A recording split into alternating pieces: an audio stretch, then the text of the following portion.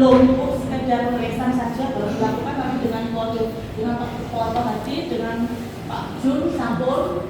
Nah, kemudian melakukan pendataan nama siswa jurusan yang berminat untuk kuliah. Tahap kedua ini sampul dilaksanakan. Kemudian sosialisasinya, nah ini yang akan dilaksanakan insya Allah Jumat ya Pak ya. Kemudian pendampingan terhadap siswa dalam memberikan layanan informasi terkait pemilihan jurusan saat kuliah. Ini next akan dilakukan setelah selesai sosialisasi. Nah, itu masih Ibu. Jadi tantangannya tadi sampun ya. Kemudian hambatannya saya juga sudah muncul di situ, kendala saya ini. Di sini saya perlu menguatkan apa yang disampaikan oleh Bu Nadia. Jadi 7 jurus BK hebat ini bukan 7 jurus guru BK, bukan ya. Bukan. Jadi ini adalah teknik bimbingan yang biasanya dipakai oleh BK itu kita kenalkan ke teman-teman non-BK.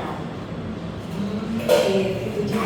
Jadi buka sampai Bu Endah bahwa saya sebagai pasien ketika selesai akhir yang pertama kan target sasaran saya untuk dicoba adalah anak kandung saya sendiri. Saya punya 2 remaja, anak kembar, anak perempuan masih kelas 7 dan yang satu lagi kelas 4 SD. Itu jadi sasaran saya untuk mengimplementasikan 7 jurus dulu itu diri saya sendiri. Mulai dari pola emosi, resiliensi tadi teknik burger. Kita kalau misalnya anak ngelakuin kesalahan, kalau teman-teman lain ada yang nggak ada masalah dengan anaknya, ada masalah dengan pasangannya, biar itu 7 jurus diimplementasi untuk pasangannya, suami atau istrinya, begitu. Jadi ini sebenarnya tekniknya bukan khusus untuk guru BK tidak, tapi kita coba untuk mencoba untuk mengkolaborasikan dengan teman-teman terutama nanti yang akan jadi guru wali. Jadi ketika ada permasalahan siswa, ini anak ini butuh teknik yang mana nih? Apakah dia teknik burger kita kasih atau teknik pola emosi dulu? Seperti itu. Jadi itu sebenarnya. Jadi bukan ini dari guru BK terus bukan, tapi kita coba untuk sama-sama belajar mengeksplorasi. Jadi saya selalu mengimplementasikan dulu ke diri saya, baru saya dicobakan ke anak saya, baru siswa saya begitu. Terus kemudian jaga konsistensi, ini sangat erat kaitannya dengan membangun kebiasaan positif. Kalau untuk siswa kita ada 7 kebiasaan anak Indonesia hebat. Jadi bagaimana cara kita membersamai mereka untuk membuat jadwal sendiri. Kalau tidurnya itu kemalaman, berarti apa yang disebutkan seperti itu. Maka situasi itu mengenali mana ancaman, mana kekuatan dari sekolah, mana kerentanan. Kerentanan itu apa? Kerentanan adalah bahaya yang muncul di dalam sekolah. Bisa dari siswa, bisa dari guru. Kalau guru melakukan kekerasan fisik ataupun seksual pada siswa itu kerentanan. Tapi kalau ancaman, ini ajakan tawuran dari perguruan silat, ya macam-macam ya berdasarkan itu biasanya ngajak. Ini pengalaman saya di SMK 5, anak-anak diajak untuk tarung gitu ya, itu ancaman. Kemudian ada potensi dari kekuatan dari sekolah kita itu apa? Itu jadi jurus 1 sampai 6 tadi yang harapannya akan dibangun. Nah, dari yang tadi disampaikan oleh Bu Nadia, kita akan coba untuk berdiskusi. Jadi monggo Bapak Ibu untuk bertanya kepada Ibu Nadia terkait dari apa yang tadi sudah disampaikan, implementasi jurus 1 dan jurus ke-6. Boleh tanya apapun yang aneh-aneh itu juga boleh, selama itu masih berkaitan dengan jurus 1, kenali potensi. Mungkin tadi Bu Nadia sudah menjelaskan kenapa kok dia belajar, pasti ada pertanyaan gitu dari silakan ditanyakan. Karena jurus 1 itu sebenarnya jurus yang wajib dikuasai oleh semua guru BK. Kalau yang teman-teman non BK, apakah wajib menguasai? Tidak, tapi silakan kolaborasi. Oke, Oh, namanya aku menjawab pertanyaan Bu Rizka, kenapa aku ambil kayak boleh. Nah, karena gini, saya mengambil gaya belajar karena itu yang pertama yang Pak berdasarkan dari hasil pengamatan observasi saya dengan aku dulu di kelas itu. Kebetulan nama saya sendiri, jadi memang saya tadi kelas 11 SPM 2. Nah, jadi memang anak-anak di sana itu sebetulnya TPM 2 ini lebih kondusif dibandingkan TPM 1 dan TPM 3, lebih tertata. Tapi juga mempunyai minornya, yaitu minornya itu ya salah satunya saya tulis tadi, tidur, pagi itu sudah jam tidur di kelas, sudah blosor, sudah korok berdiri. Itu ya yang pertama. Yang kedua itu ada yang fokus dengan handphone, itu anak-anak saya observasi seperti itu. Nah dari situ kemudian saya anak-anak ini kalau saya terangkan juga fokusnya tidak fokus.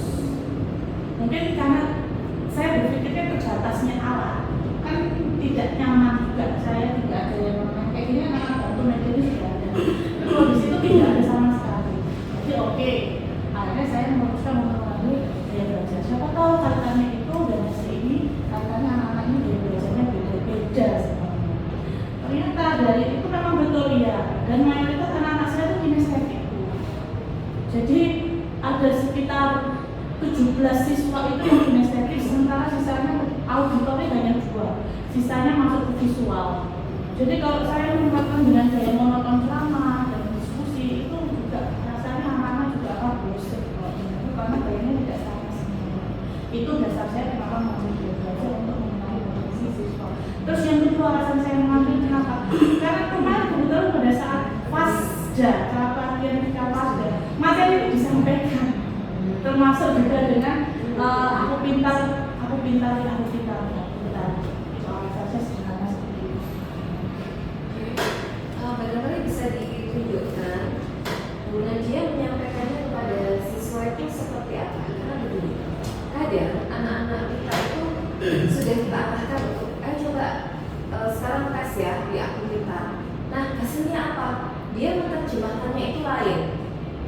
Jadi memang harapannya di jurusan itu guru BK itu bisa menyampaikan secara lisan kepada siswa rekomendasi dan interpretasi instrumen tes tadi itu ya dengan bahasa yang bisa dipahami siswa. Kalau tadi Bu Najia kan menyampaikan ini mayoritas 11 TPS di luar itu berdasarkan semua. Itu gimana caranya? Yang pertama saya berikan instruksi tentunya ya, kemudian saya tahu dari videonya, kasih videonya sih Boleh ya. boleh. Ini pakai Cinema Edukasi. Maksudnya materinya atau pelaksanaannya Materinya yang dikasih ke siswa. Oke. At NIE, learning doesn't stop. Whether you're an educator or a professional in an education setting, NIE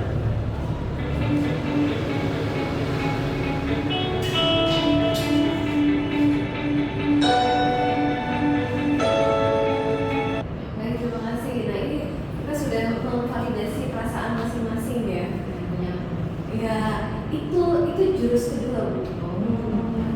Jadi sebelum kedua.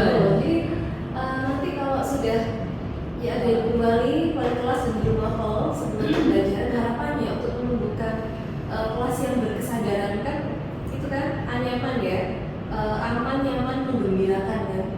Nah itu selalu harus identifikasi emosinya murid dulu sebelum melaksanakan pembelajaran seperti itu. Meskipun di teknik ataupun non teknik, maksudnya NA ya, normatif adaptif itu disarankan, diarahkan untuk menciptakan kelas yang berkesadaran. Simpel aja, cuma nanya bagaimana perasaannya hari ini gitu. Kalau dominan emosinya anak-anak itu satu kelas 38 anak ini, ternyata kok 40% pada bad mood ya. Oke, berarti ini harus diapain dulu, harus dikasih breaking kah atau aktivitas yang menyenangkan dulu sebentar